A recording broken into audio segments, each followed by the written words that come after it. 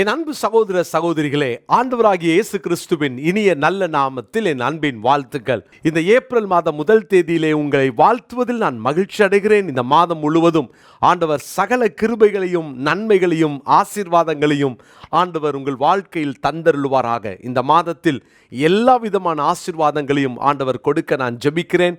இந்த financial year தொழில் செய்கிற உங்கள் வாழ்க்கையிலே கர்த்தர் சகல நன்மைகளையும் கட்டளையிடுவாராக. கர்த்தருடைய பிள்ளைகளே, கடந்த ஃபினான்ஷியல் இயரை விட இந்த வருஷத்தில் இன்னும் ஆண்டு உங்களை ஆசீர்வதிக்கட்டும். ஆனால் அவர் நாம மகிமைக்காக நீங்கள் வாழணும், அதுதான் தேவனுடைய திட்டம். அப்படி ஒரு நல்ல தீர்மானத்தோடு வாழுங்க. கர்த்தர் உங்களையும் உங்கள் குடும்பத்தையும் வாழ வைத்து ஆசீர்வதிப்பாராக. பிரியமானவர்களே, மத்தேயு சுவிசேஷத்தின் 28ஆம் அதிகாரம் 17வது வசனத்தை நான் வாசிக்கிறேன். மத்தேயு 28:17. அங்கே அவர்கள் அவரை கண்டு பணிந்து கொண்டார்கள். சிலரோ சந்தேகப்பட்டார்கள். உயிர்த்தெழுந்த இயேசு கிறிஸ்துவை சிலரோ சந்தேகப்பட்டார்கள். அவர்களால் இயேசுவை அங்கே ஏற்றுக்கொள்ள முடியலை. அவர்களுக்கு உயிர்த்தெழுந்த இயேசுவை உண்மையிலேயே அங்கீகரிக்க முடியலை. சிலரோ சந்தேகப்பட்டார்கள். பிரியமானவர்களே, சந்தேகங்கள் நம்முடைய வாழ்க்கையில் நிறைய ஆசீர்வாதங்களை இழக்க வைக்கும். சந்தேகங்கள் நம்முடைய நன்மைகளை நாம் தொலைக்கிறதற்கு காரணமாகிறோம். சந்தேகங்கள் தேவனுடைய கைகளை கட்டி போற்றும். நம்முடைய சந்தேகங்கள் நம்முடைய வாழ்க்கையில் ஆசீர்வாதத்தை பார்ப்போம், அதை சுதந்திரிக்க முடியாமல் நம்ம வாழ்க்கையில் அது ஒரு தடையாக மாறி போகும். யோசித்து பாருங்க, எலிசா தீர்க்க தரிசனமாய் சொல்லுகிறார், நாளைக்கு நேரத்தில் அந்த சமாரியாவின் வாசலில் கோதுமையும் வார்கோதுமையும் சீப்பாக கிடைக்கும்னு சொல்லும்போது ராஜாவுக்கு கைலாக கொடுக்கிறவன் என்ன சொன்னான் தெரியுமா? வானத்து மதகுகளை தேவன் திறந்தாலும் இப்படியெல்லாம் நடக்காதுன்னு சொன்னான். பாருங்க, அதனுடைய முடிவு என்ன? சந்தேகத்தினால ஆசீர்வாதங்களை அவனால் அனுபவிக்க முடியாமல் போயிடுச்சு. ஆனால் பார்த்தான், அதை அனுபவிக்க முடியலை. பிரியமானவர்களே, உயிர்த்தெழுந்த இயேசுவை சந்தேக கண்களோடு பார்த்தவர்களை நான் வேதத்தில் காண்பிக்க விரும்புகிறேன். அது மாத்திரமல்ல, இயேசு சிலுவையில் அறையப்பட்ட போதும் அவர்களால் இயேசுவை உண்மையாகவே பார்க்க முடியல, சந்தேகத்தோடே பார்த்தார்கள். இயேசுவை சந்தேகத்தோடு பார்த்தவர்கள் எல்லாம் நீங்கள் கவனித்து பாருங்கள், அவங்க பூரணமான ஆசீர்வாதங்களை பெற்றுக்கொள்ள முடியாமல் அவங்க பெரிய ஆசீர்வாதத்தை இழந்து போனாங்க. அதனால தான் வேதத்தில் வாசிக்கிறோம், இயேசுவை ஏற்றுக்கொண்டவர்கள் நம்பினவர்கள் இயேசுவை பணிந்து கொண்டார்கள். பிரியமானவர்களே, நீங்கள் எந்த கூட்டத்தில் இருக்கிறீங்க? பணிந்து கொள்கிற கூட்டத்திலா, சந்தேகத்தோடு அவரை வேடிக்கை பார்க்கிற கூட்டமா? சந்தேகப்படுறவங்க வேடிக்கை தான் பார்க்க முடியும், ஆனால் நன்மைகளை பெற்று அவரை பணிந்து கொள்ள முடியாது. வேதத்தில் நம்ம வாசிக்கிறோம், லூக்கா சுவிசேஷம் 23ஆம் அதிகாரம் 35வது வசனத்தை நான் வாசிக்கிறேன். ஜனங்கள் நின்று பார்த்து கொண்டிருந்தார்கள். அவர்களுடனே கூட அதிகாரிகளும் அவரை இகழ்ந்து, இவன் மற்றவர்களை ரட்சித்தான், இவன் தேவனானால், தெரிந்து கொள்ளப்பட்ட கிறிஸ்துவானால் தன்னைத்தான் ரட்சித்து கொள்ளட்டும் என்றார்கள். இங்கு வாசிக்கிறோம், இவர் தேவனானால், இவர் கடவுளானால் தன்னைத்தானே ரட்சித்து கொள்ளட்டும். இந்த தேவனானால் என்ற வார்த்தை, ஏன்னா இவர் பல இடங்களில் இயேசு கிறிஸ்து அங்கே தம்முடைய ஜனங்களுக்கு முன்பாய் பிரசங்கிக்கும் போது, நானே அவர் என்று நீங்கள் விசுவாசியாவிட்டால் உங்கள் பாவங்களை மறிப்பீர்கள் என்று ஐ ஆம் தட் ஐ ஆம் என்ற அந்த வார்த்தை அங்கே பயன்படுத்துகிறார். இயேசு கிறிஸ்து அவர் தம்மை தேவனுடைய குமாரன் என்று சொன்னதுனால தான் அவரை சிலுவையில் அறைவதற்கு அவரை அங்கே முயற்சிக்கிறார்கள், கொலை செய்ய முயற்சிக்கிறார்கள். இயேசு கிறிஸ்துவை அங்கே அவர் தன்னை தேவன் என்று சொன்னதுனால தான் இயேசு கிறிஸ்துவை பிடிக்காமல் போச்சு. நீங்கள் வாசிங்க, யோவான் சுவிசேஷத்தின் 10ஆம் அதிகாரத்தில் நம்ம வாசிக்கிறோம் 33வது வசனம். யூதர்கள் அவருக்கு பிரதியுத்தரமாக, நற்கிரிகளின் நிமித்தம் நாங்கள் உன்மேல் கல்லெறிகிறது இல்லை. நீங்கள் செய்கிற நல்ல காரியத்துக்காக நாங்கள் கல்லெறிய மாட்டோம். நீங்கள் நல்ல காரியம் செஞ்சீங்கன்னா உங்களை கல்லெறிய மாட்டாங்க. ஆனால் கிறிஸ்துவை, இயேசுவை தேவன் என்று சொல்வதனால தான், அவர்தான் கடவுள்னு சொல்றதுனால தான் ஜனங்களுக்கு கோபம் வருது. இது இயேசுவின் நாட்களிலே நடந்தது. பாருங்க 33ஆம் வசனம், நீ மனுஷனாய் இருக்க உன்னை தேவன் என்று சொல்லி இவ்விதமாக தேவதூஷணம் சொல்லுகிறபடியினால் உன்மேல் கல்லெறிகிறோம் என்றார்கள். இயேசு சொல்லார், என்ன நற்கிரி நிமித்தம் என்ன கல்லெறிகிறீங்க? இந்த ஜனங்க சொல்கிறாங்க, யூதர்கள் சொல்கிறாங்க, உம்முடைய நற்கிரியைக்காக நாங்கள் கல்லெறியலை, நீ ஒரு மனுஷனாக இருக்க உம்மை தேவன்னு சொல்கிறீரே. பாருங்க, இப்போ சிலுவையில் அறையப்பட்ட இயேசுவை எப்படி என்ன மாதிரி அவங்க சந்தேகத்தோடு கேட்குறாங்க, நீ தேவனானால், நீ தேவனானால், பிரியமானவர்களே, இது சாதாரணமான வார்த்தை அல்ல. உம்மை தேவன் தேவன் தேவன் கடவுள் தியோஸ்ன்னு சொன்னீரே, இது வரைக்கும் அப்படிதானே உங்களை நீங்கள் அடையாளப்படுத்திக்கிட்டீங்க. அப்படின்னா நீர் தேவனானால், உண்மையில கடவுளாக இருந்தால் என்ன செய்யணும்? உங்களை தன்னைத்தானே ரட்சித்து கொள்ளட்டும், உங்களை நீங்கள் காப்பாற்றிக்கோங்க. இப்படி தான் நிறைய பேர் சொல்கிறாங்க. இயேசு கிறிஸ்து கடவுளாக இருந்தால் ஏன் சிலுவையில் இவ்வளோ பாடுபடணும்? ஏன் இவ்வளவு வேதனையோடு கூட அவர் மரிக்கணும்? இயேசு கடவுளாக இருந்தால் ஏன் அவருக்கு சக்தி இல்லையா? அப்படி கேட்கிறவர்கள் உண்டு. அவர் தேவன். அவரை குறித்து வேதம் சொல்லுகிறது. யோவான் 1:3 வாசிக்கிறோம். அவரால் தான் சகலமும் உண்டாயிற்று, உண்டானதெல்லாம் அவரால் அன்றி வேறு ஒருவராலும் உண்டாகலை. அப்படி உண்டாக்கின சிருஷ்டிகர்த்தர் அவர். அவர் எல்லாவற்றையும் உண்டாக்கினவர், சகலமும் அவர் மூலமாகவும் அவருக்காகவும் உண்டாயிற்று என்று வேதத்தில் வாசிக்கிறோம். அவர் தேவன். அதனால தான் சொல்றாரு, ஆபிரகாம் என் நாளை காண ஆசையாய் இருந்தார், கண்டு களி கூர்ந்தார் என்று வேதத்தில் சொல்லுகிறார். கர்த்தருடைய பிள்ளைகளே, அவர் தேவன் என்பதை ஏற்றுக்கொள்ள முடியல.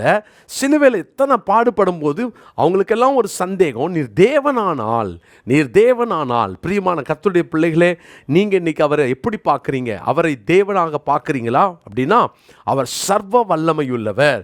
சாதாரண மனுஷனுக்கு வல்லமை உண்டு, பிசாசுக்கு வல்லமை உண்டு.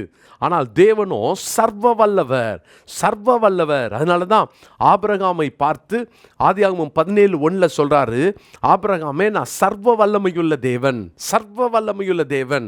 அப்போ சர்வ வல்லமையுள்ள தேவன் என்ன அர்த்தம்? அவரால் கூடாதது ஒன்றுமில்லை. இதை கேட்டுக்கொண்டிருக்கிற தேவனுடைய பிள்ளைகளே, உயிர்த்தெழுந்த ஆண்டவரை இன்னைக்கு நீங்கள் சந்தேகத்தோடு பார்க்குறீங்களா? அவரை நீங்கள் சந்தேகத்தோட கூட அவரை உங்களால் ஏற்றுக்கொள்ள முடியாத நிலைமையில் இருக்கிறீங்களா? சில நன்மையெல்லாம் உங்கள் வாழ்க்கையில் நடக்காததுனால ஆண்டவரை மட்டுப்படுத்திட்டீங்களா? தேவனுடைய பவரை அண்டர் எஸ்டிமேட் பண்ணிட்டீங்களா? அவர் தேவன் என்பதில் சந்தேகமே இல்லை. சந்தேகப்படாதீங்க பாருங்க. அதனால தான் என் தேவனே என் ஆண்டவரேன்னு சொல்லி தோமா தேவனுடைய பாதத்தில் விழுந்து அழுகிறான். ஆண்டவரை முதல்ல சந்தேகப்பட்ட தோமா என் தேவனேன்னு சொல்லி கூப்பிடுறான். அப்படின்னா என்னுடைய ஆண்டவரே, என்னுடைய கடவுளே, நீர்தான் என்னுடைய சிருஷ்டிகர். அப்போ அந்த தேவனை சந்தேகப்பட்ட தோமா இப்பொழுது தேவன் என்று அறிக்கை பண்ணுகிறார். இன்றைக்கும் இயேசுவை எப்படி பார்க்குறீங்க? நிறைய பேர் இயேசு கிறிஸ்துவ ஒரு தீர்க்கதரிசியில் ஒருத்தராக பார்க்குறவங்க இருக்கிறாங்க. இயேசுவை சின்ன கடவுள்னு சொல்கிற ஒரு சில கூட்டங்கள் இருக்காங்க. இயேசு கிறிஸ்துவ ஒரு சாதாரணமான மனிதனாய் பார்க்கிறவர்கள் இருக்காங்க. இயேசுவை காந்தியோடு ஒப்பிட்டு கூட பார்க்கிறவங்க இருக்காங்க. இயேசு இவர்கள் யாரோடும் ஒப்பிடப்படத்தக்கவர் அல்ல. அவரை போல ஒரு சர்வ வல்லவர் ஒருவரும் இல்லை. வேதம் சொல்லுகிறது, அவர் அல்பாவும் ஒமேகாவும் ஆனவர், அவர் ஆதியும் அந்தமும் ஆனவர், அவர்தான் துவக்கம், அவர்தான் முடிவு, அவருக்கு நிகர் ஒருவரும் இல்லை. ஆண்டவர் நீங்க அப்படி பார்க்குறீங்களா? உயிர்த்தெழுந்த ஆண்டவர். இன்னைக்கு ஒரு வேளை சிலுவையில் அவர் தொங்கி சிலுவையில் அவ்வளவு பாடுபட்டதுனால அவர் அண்டர் எஸ்டிமேட் பண்ணிட்டாங்களா நிறைய பேர். அவர்களால் அவரை ஏற்றுக்கொள்ள முடியாமல் எத்தனை நேரம் அவரை சந்தேக கண்களோடு பார்த்தாங்கல்ல. இன்னைக்கு நீங்கள் அப்படி பார்க்குறீங்களா? உங்கள் பார்வையை மாற்றுங்க. சொல்லுங்க, ஆண்டவரே என் வாழ்க்கையில் இந்த சின்ன சின்ன பிரச்சனையெல்லாம் உங்கள்கிட்ட கொண்டாந்து தீர்த்துக்கிட்டேன், பெரிய பிரச்சனையில் இதெல்லாம் சால்வ் ஆகாதுன்னு நினச்சிட்டேன், என்னை மன்னிச்சிருங்க, உங்களால் முடியாதது ஒன்று இல்லைன்னு சொல்லி அறிக்கை பண்ணுவீங்களா? இன்னைக்கு வாயை திறந்து அறிக்கை பண்ணுங்க. ஆண்டவர் எல்லாவற்றையும் செய்ய வல்லவர். அவர் நிச்சயமாக உங்கள் வாழ்க்கையில் காரியங்கள் நடப்பித்து கொடுப்பார். சந்தேகப்படாதீங்க. நீர் தேவனானால் என்று இயேசு சிலுவையில் தொங்கினதுனால அவருடைய அந்த தெய்வத்துவத்தை சந்தேகப்பட்டாங்க. உயிர்த்தெழுந்த ஆண்டவரையும் அப்படி தான் சந்தேகப்பட்டாங்க. இன்னைக்கு நீங்கள் அறிக்கை பண்ணுங்க, நீர் தேவன். ஆண்டவரே இயேசுவே, நீர் என்னுடைய தேவன், நீங்கள் தான் என்னுடைய ஆண்டவர், நீர் தான் என்னுடைய கடவுள். சொல்லுங்க, அவர்தான், அவர்தான், அவரால் தான் ரட்சிப்பு, வேறு ஒருவராலும் இல்லை. இன்னைக்கு உங்கள் வாழ்க்கையில் உங்கள் குடும்பத்தில் சில காரியம் நடக்காது. இந்த மாதத்தில் நீங்கள் நினச்சிருக்கலாம் சில காரியம் நடக்காது முடியாதுன்னு. நீங்கள் கர்த்தரை தெய்வமாய் கொண்ட ஜனம் பாக்கியம் உள்ளது. இயேசு கிறிஸ்துவை நாம் தேவனாக கொண்டிருப்பதனால நாம் பாக்கியம் உள்ளவர்கள். அவருடைய பிள்ளைகளாகிய உங்களையும் என்னையும் எப்படி கைவிடுவார்? எப்படி தேவன் நம்மளை அவர் விட்டுட்டு அவர் நம்முடைய பிரச்சனைகளை வேடிக்கை பார்த்துட்டு இருப்பார்? இன்றைக்கு ஆண்டவரை பிடித்து கொள்ளுங்க. ஆண்டவரே நீர் தேவன், ஆண்டவரே என்னை படைத்த தெய்வம் நீர், உங்களால் முடியும்னு சொல்லி அறிக்கை பண்ணுங்க. சந்தேகப்படாதீங்க. உயிர்த்தெழுந்த ஆண்டவர் அவர் தேவனாய் இன்றைக்கும் நம் மத்தியில் இருக்கிறார், நம்மோடு இருக்கிறார், உங்களோடு இருக்கிறார். உங்கள் காரியங்களில் ஜெயத்தை கட்டளையிடுவார். இந்த நாளுக்குரிய மனப்பாட வசனத்தை குறித்து கொள்ளுங்கள். வெளிப்படுத்தின விசேஷம் 1:8 இந்த வசனத்தை இப்படி படித்துக் கொள்வோம். இருக்கிறவரும் இருந்தவரும் வருகிறவரும் ஆகிய சர்வ வல்லமையுள்ள கர்த்தர், நான் அல்பாவும் ஒமேகாவும் ஆதியும் அந்தமுமாய் இருக்கிறேன் என்று திருவுளம் பற்றுகிறார். இந்த வார்த்தையை குறித்து கொள்ளுங்க, படிங்க, மனப்பாடம் பண்ணுங்க. அவர் தேவனாய் இருக்கிறார். இந்த மாதம் சகல நன்மைகளாலும் உங்களை அவர் முடிசூட்டுவாராக. ஜெபிப்போமா. நல்ல தகப்பனே, உயிர்த்தெழுந்த உம்மை ஆண்டவரே, அந்தந்த தெய்வத்துவத்தையே சந்தேகப்பட்டு ஒரு கூட்டம் நிற்கிறாங்க.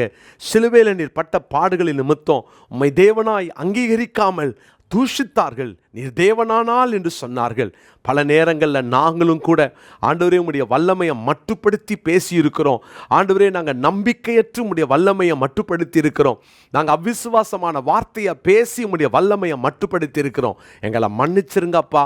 எங்களை தாழ்த்தி உங்கள் கரங்களை ஒப்பு கொடுக்கிறோம். உங்கள் மகிமையின் பிரசன்னத்தில் எங்களை ஒப்பு கொடுக்கிறோம். தொடர்ந்து இந்த நாளுக்கு வேண்டிய கிருபைகளை கட்டளையிடுங்க. ஆண்டவரே, இந்த மாதம் முழுவதும் உங்கள் பிள்ளைகளை நீங்கள் ஆசீர்வதிங்க. இவங்களுடைய போக்கையும் வரத்தையும் ஆசீர்வதிங்க. வெயிலின் உஷ்ணங்களுக்கும் ஆண்டவரே, வெயிலின் நிமித்தம் வருகிற வியாதிகளுக்கும் விலக்கி காத்துக்கொள்ளுங்க. இந்த மாதம் உங்கள் பிள்ளைகளுடைய வாழ்க்கையில் எல்லா நன்மைகளையும் காண செய்யுங்க. பிரயாணத்தை கர்த்தர் வாய்க்க பண்ணுங்க. தேவைகளை சந்தியுங்க.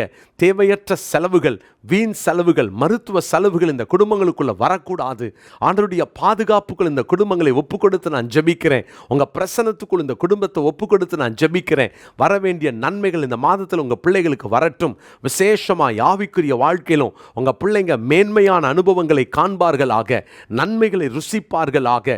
ஜெயம் கொடுக்கிற தேவனுக்கு ஸ்தோத்திரம். கர்த்தர் அப்படியே செய்வதற்காக உமக்கு நன்றி. உம்முடைய நாம மகிமைப்படட்டும். இயேசுவின் நாமத்தில் ஜெபிக்கிறோம் நல்ல பிதாவே. ஆமேன், ஆமேன். பிரியமானவர்களே, இந்த நாளிலிருந்து நம்முடைய தேசத்திற்காக, குறிப்பாக 2024 வருஷம் நடக்க போகிற எலெக்ஷனுக்காக நம்ம ஜெபிக்க போகிறோம். எனவே இந்த எலெக்ஷன் ப்ரேயரில் இதுவரைக்கும் நீங்கள் கலந்துக்கலைன்னா, நீங்கள் உங்கள் சபையில் இருக்கிற கொஞ்சம் பேரை கூப்பிடுங்க. அந்த சபையாரோட கூட நீங்கள் பேசுங்க.